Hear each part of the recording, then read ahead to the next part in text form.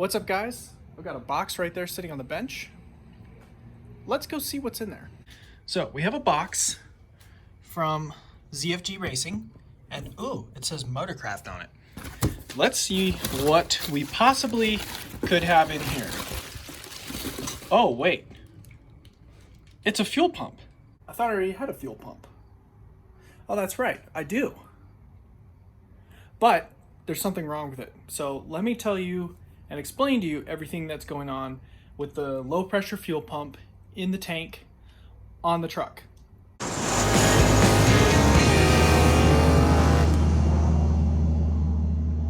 So as you guys might have seen from some of my previous videos, I do have the Deeshworks DW440 pump. It's a brushless pump. I had to do all that custom wiring that's in one of my other videos to make the pump run properly. But the problem is the pump seemed to work okay for a little while. And then it started causing a little bit of an issue. It would flow really good, and then as the engine RPMs would get higher and horsepower would be going up by a lot, the pump all of a sudden would drop in fuel pressure. It's not good for the low pressure side to drop because the high pressure pump from Extreme DI needs 70 PSI backed up to it or greater. And it was dropping down to 30, 20, sometimes even 10, which is absolutely horrible. So I contacted Deeshworks and they said, well, we would need to see the pump and test it in-house. So I was like, well, I can't have the truck down because it's a daily driver. So I talked to Adam at ZFG Racing. I talked with my tuner Tori as well from Unleashed Tuning. And I just decided that for what I'm doing, for my purposes, I think it's going to be better to run a Raptor pump. And it's plug and play. I have no problem with Deeshworks. I don't know why their pump isn't working properly. Maybe it's something I did when I installed it. We're going to find out. So this is by no means a video of just me bad-mouthing Deeshworks. That's not what this is. They make pretty good products, but I got to get that pump out of there, send it back to them to see if there's something wrong with it. And I'm putting a Raptor pump back, and I'm not going to take it back out. The Raptor pump is going to be able to just plug into the factory wiring, so all that extra wiring that I did under the truck is going to get ripped out. All right, guys, so what I'm going to start by doing, and you've already seen me do this in that other video, but I'm going to start by removing the big Corsa muffler because it's actually in my way, and I'll just kind of lay it down on the ground, and then I could get to the top of the fuel pump. The way I do this, I want to be able to drop this end of the tank down and have the other end of the tank stay up in the truck. And we're just gonna tip it down. And I've got it on this jack right here. And then I've got, just as a safety precaution, I've got a jack stand down there holding the other end. But I did leave the strap and the screws just barely screwed in. I'll be able to just pivot this thing all the way down with the jack. I'll just lower it down. I'll be able to pop the fuel pump out, the whole assembly, and then put in the new one. This is the easiest, fastest, best way I can possibly think to do this. And this is how I did it before, and it's how I'm gonna do it again. And I'm really frustrated that I have to do it for the second time because it's a very pain in the butt process. But I would say the worst part of this, the absolute worst part, you can see this fill tube from the gas cap. This is the fill tube for the tank. And you see there's a little hose clamp right here. You have to take the hose clamp off. And it's extremely hard to get to, and it's extremely frustrating to deal with. Because if you just lower the tank down with it connected, obviously you can't do that because it's gonna screw up a bunch of stuff. So you have to take that off, and then getting it back on is an absolute pain. So very unfortunate. Okay, I know it's hard for you guys to see, but I've lowered the tank down. You can see inside here. I've got it still up, hanging up above in the front, but in the back I've got it lowered down, and there you can see where the pump's at. And I'll be able to pull the pump out from underneath the truck without dropping the whole tank down to the ground, just the one side. All right, guys, so we got everything disconnected from the pump. Be careful with these lines. They are extremely hard to get off. I've already broken part of them, but they still work just fine. But just a heads up, be very careful getting those off there. Here is that thing I had to add to, I had to drill a hole in the top of here, add this connector to be able to run the D. Schwartz controller for the brushless pump that's in there, which is an absolute pain because the way that this thing went on, horrible design, in my opinion. I'm not sponsored by D. Schwartz, so I can say what I want, but D. Schwartz, if I were you, I would redesign this so that it's way more plug and play than it is, because it is so problematic to do this. Anyway, I got to get this ring off here, and all you have to do is take a screwdriver and a hammer and just hammer it until it turns and comes off, and then you can pull the whole pump out.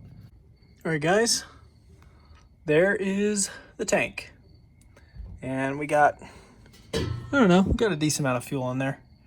It's below quarter though, so you definitely probably don't want to do this with a full tank. Otherwise, if you tip it, it's probably gonna, well, I guess it's not tipped that far, but as you can see, there's enough room for me to get the pump out.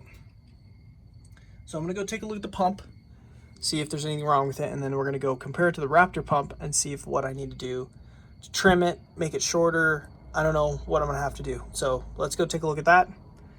But for now, I'm glad we got this out of here pretty easily.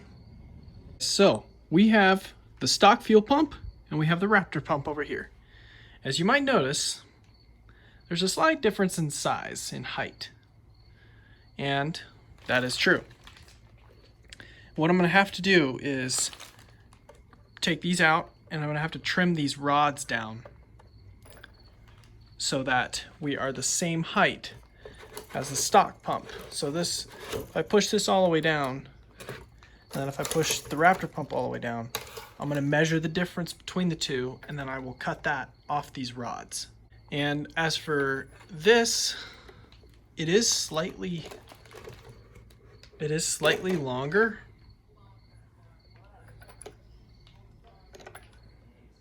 I don't think that that's gonna cause a problem.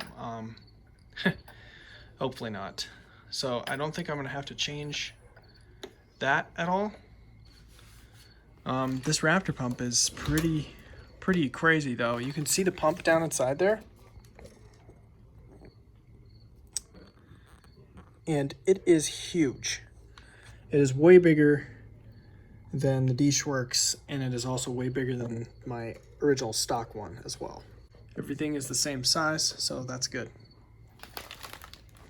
Basically exactly the same, but we do have to change the height because that's not gonna work. So it's getting late and it's dark, so I'm probably gonna call it a night and we'll pick it back up in the morning.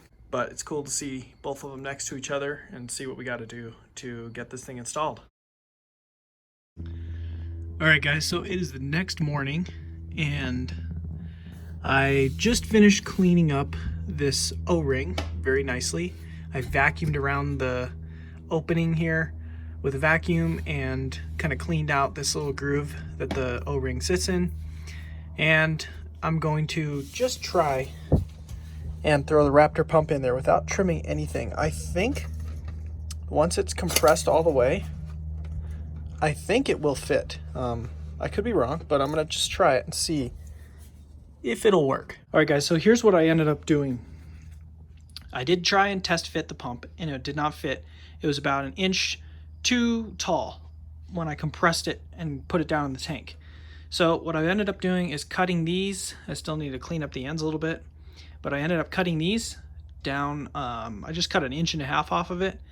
The difference in the two pumps, the stock one versus this one, is like 2 inches, but I figured 1.5 inches, leave me a little room to play. And then you also have to trim these as well. So I trimmed 1.5 inches off of these as well. So make sure you definitely got to make sure you do that. But I'm gonna clean these up, stick it back on there, and we're gonna go test fit it again. All right guys, so I've got the pump in there. I've got it pushed down. I didn't have to compress it very far, which is good. So I compressed it a little bit, and then I got the ring on top of here, and it's just seated on a little bit. I need to pound it all the way on.